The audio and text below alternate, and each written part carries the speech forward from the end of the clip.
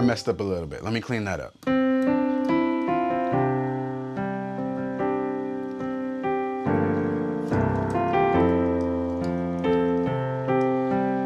All right, so I already started to give the song some more depth.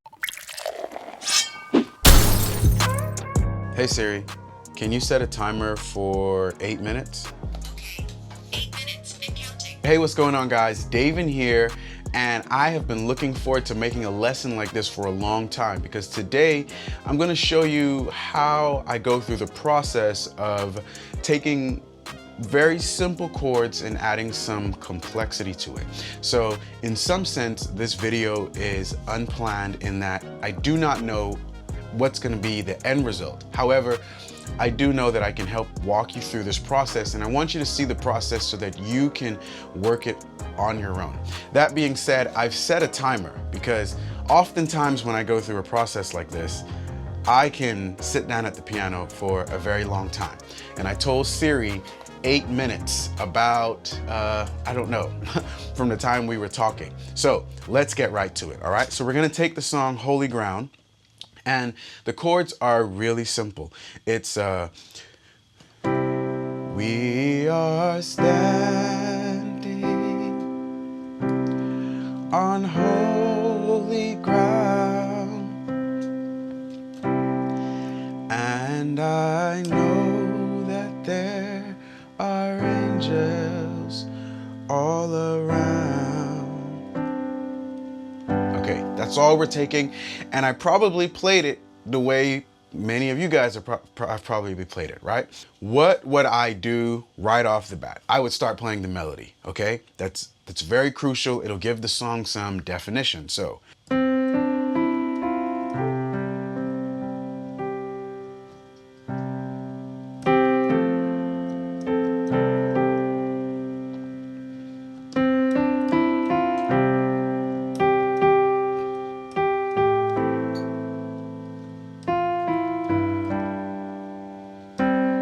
Okay, so that's all I've done so far is basically add the melody. I did a little bit more in my left hand, but we'll get to that, all right? So something else I'll do is I may even start letting some more chordal structures follow the melody. What I mean by that is, so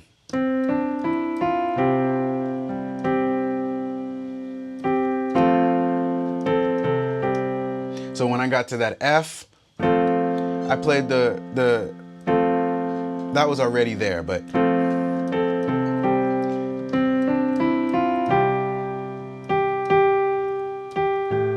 right here. All right, so that wasn't in there before. All around, so all around. That's something I may start to do, okay? Giving the song a little bit more body, I would say, all right? Let's see, what else would I start to do? I would start to think about my left hand. Not too much, but... And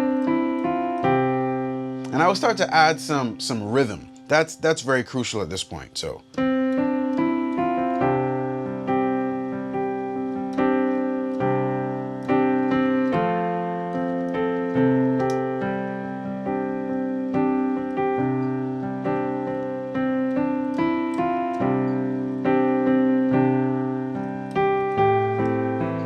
And all I'm really doing is giving the song some bounce, and I'm thinking, okay, what's a rhythmic instrument that's going on within the band? That's probably the drummer, right? So I'm thinking, how could I be the drummer while I play piano, okay? And that's a very important process that I go through almost on every single song.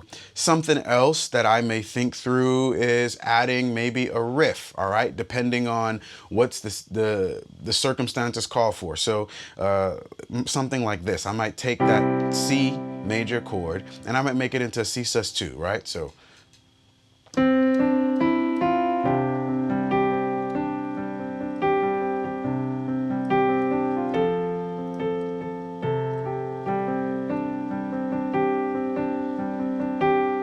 okay, so what I'm doing there is I've made this C major chord into a C sus2, okay?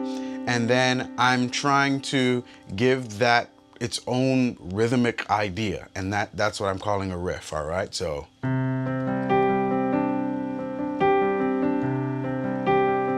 And I'm thinking about that as well in my left hand, so.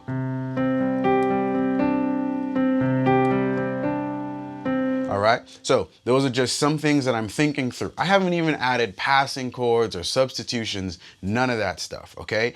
And especially depending on like stylistically what's going on. I may be in a setting where like those passing chords may make no sense and there's no point in putting them. But let's say I want to go ahead and add passing chords.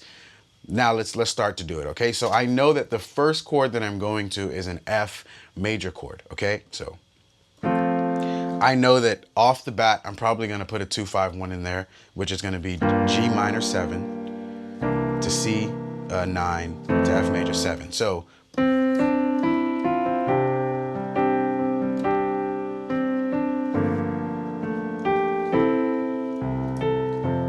messed up a little bit. Let me clean that up.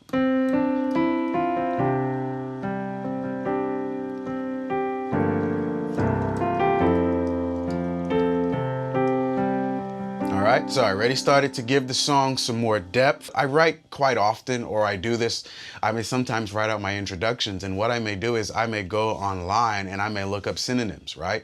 And instead of saying a sentence this way, I may try to figure out, okay, how can I say the sentence in another way?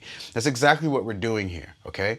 And so I just added that simple 2-5-1, which, believe me, it's a simple 2-5-1 going to the F chord, all right? And I've already said F major 7, so I've begun to add extensions, okay?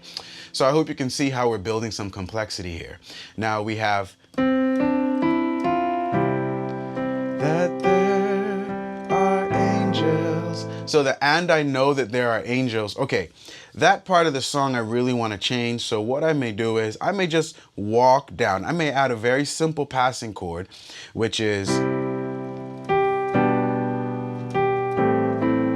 and the reason why I know I can do that is because if I'm going to any chord within the scale, I can either get to that chord either from the note above it or the note below it, okay? So here I'm getting to the A minor, okay? And I know that I can get there from G major, okay?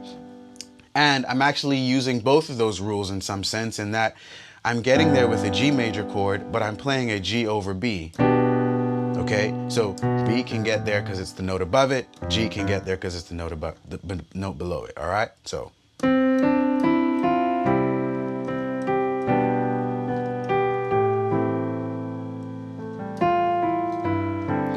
Okay, so here we're gonna have that G for a whole 2 measures. That's a long time to be on one chord. Oh, that's the time. All right. Let's see if we can go for another 2 minutes. You see what I mean? I just like this stuff so much. All right, that's a long time to be on one chord. So what I'm gonna do is I'm gonna go ahead and add a substitution, all right? And my substitution is going to be a B flat major 7. Okay, and this B flat major 7, I'm gonna play this B flat major 7 first before I get to the G. So.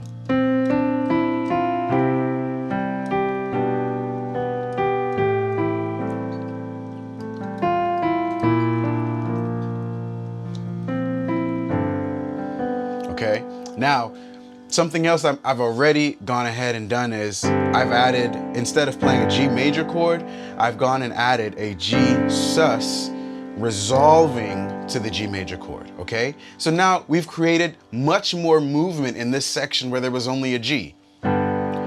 All around, now we have all around. Let us praise. All right, so we've gone through that. Okay, now let's see if we can add just a little bit more complexity to it, and then we're gonna stop right there. So let's go through it one more time, okay?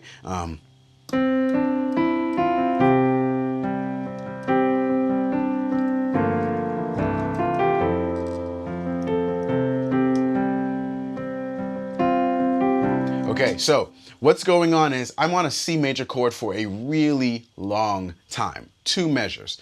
That's where you're realizing there's space and no one's singing. So that even creates all this extra space where you know you can do stuff, okay? So what I'm gonna think about is, okay, where am I going? I know that I'm on C major for these two measures, and then I'm gonna be on C major again when the song comes back in the second part of it. So what I'm gonna do is I'm just going to play, instead of playing C major, I'm gonna play C over E, okay? And the reason why I'm doing that is I'm just gonna go ahead and add a bunch of 2-5-1s or 5-1s. What am I thinking about? I'm gonna start thinking in reverse. So I know I'm gonna need to land on C, all right? I need to get there. I have 2 whole measures to get there before I need to get back to that C. So I know that I can use a 5-1 to get to the C, which would be G going to C. G is the 5th note within the C major scale. Okay? So then I'm going to then do the same thing going to G.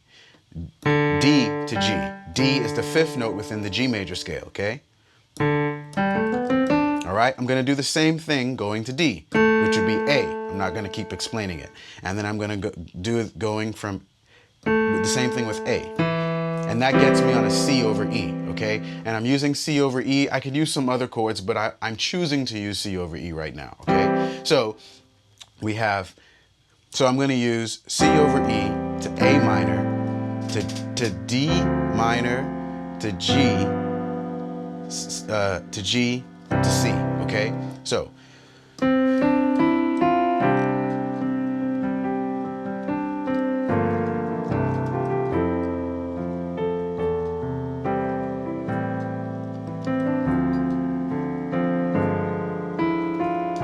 okay, now I have a very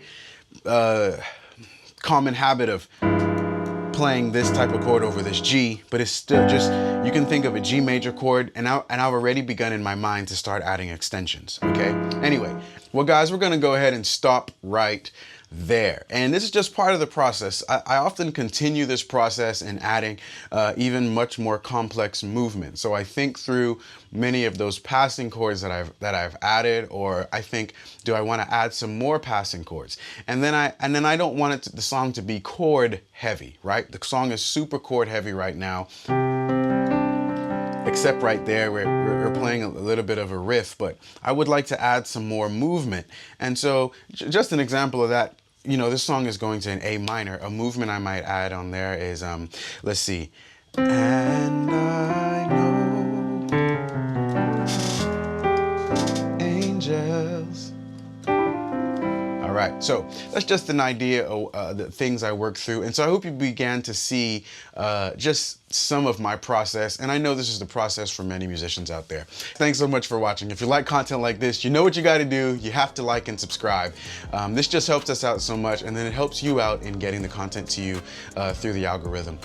And then if you're watching this and you're like, hey, I want to understand the theory more, I want to go through a step-by-step process, then check out my link in the description below. And for the next couple of weeks, I'm taking suggestions on video. So go ahead, drop a suggestion of a video you would like to see in the comment section below. But until next time, remember this, great worship leaders are always learning.